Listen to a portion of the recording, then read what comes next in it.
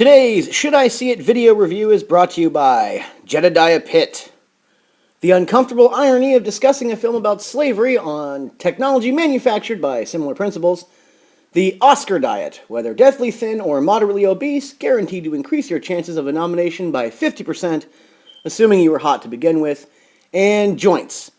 Do you have one? It'd be a lot cooler if you did.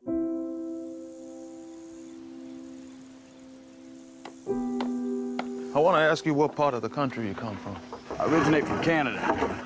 I guess where that is. Oh, I know where Canada is. I've been there myself. Well traveled for a slave. Welcome back, fellow cinephiles. Joshua Mullen here to once again bring you the highly arbitrary and easily dismissed film criticism you've grown to tolerate. Today I'll be looking at two biopics with end-of-the-year award aspirations. Both will be getting a wider release in the coming weeks, but should you see it? Well, should you? Punk? First up is 12 Years a Slave, the incredible based on a true story of Solomon Northup, a free man from New York who is tricked by slave hustlers and sold into over a decade of backbreaking, soul-crushing, degrading slavery in Louisiana. Every year or so there are films that are widely overpraised for their subject matter versus the merits of their storytelling, and I regret to report that 12 Years a Slave is one of them.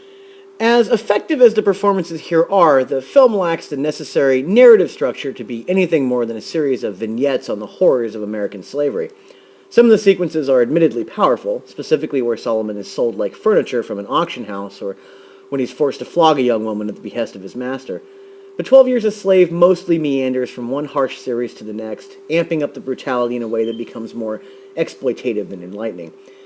It becomes fairly clear halfway through that director Steve McQueen is more interested in staging shock value than mining the material for truth. It screams at you how important it is without doing the heavy lifting of being important. Imagine if Hotel Rwanda was just Paul Rusesabagina wandering through the situation, simply witnessing murders over and over again, with nothing more to say than, "Isn't genocide terrible?" It's a shame, too, because the actors are all spectacular, even when given caricatures like Michael Fassbender. I really wanted to like this.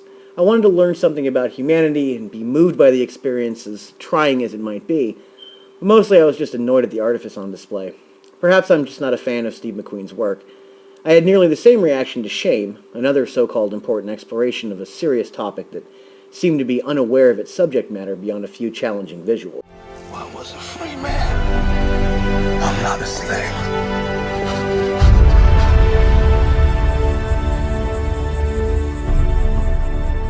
On the Batman scale of film excellence, with The Dark Knight being the best and Batman and Robin being the worst, 12 Years a Slave, Batman Returns.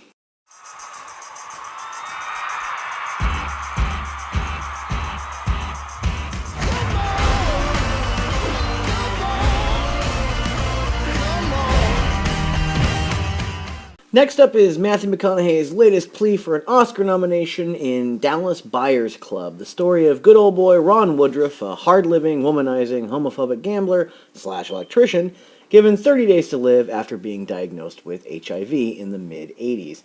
Desperately searching for a cure, Woodruff joins the underground of AIDS treatment, joining forces with a drug-addicted queen played by Jared Leto and a concerned physician played by Jennifer Garner, all of them eventually going to war against the FDA and its big pharma interests.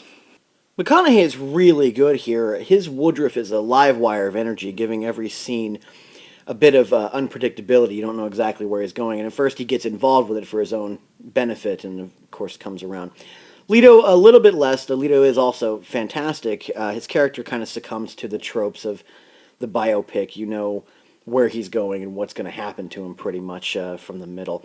And that's the fault. It's not the fault so much as the downside of the film is that it plays it a little too safe. I would have liked to have seen it keep a little bit more gray and not so much black and white as the film progresses. Still, it's definitely worth a watch. In a lot of ways, Dallas Buyers Club is a metaphor for America at the beginning of the AIDS epidemic, when it was easy to marginalize because it was simply a gay disease. And it wasn't until straight America suddenly realized, holy crap, we can get this too, that we have to do something about it. As valuable as that is, the film does shortchange the gay perspective by offering Leto's Queen character as the representative of gay America. for a better view from the gay perspective, check out a documentary called "How to Survive a Plague" from last year. It's very much the similar material, but it's about ACT UP from the mid '80s and early '90s, and which was one of the groups that Woodruff got the idea from. And it's a very powerful, moving story about how they were literally fighting for their lives.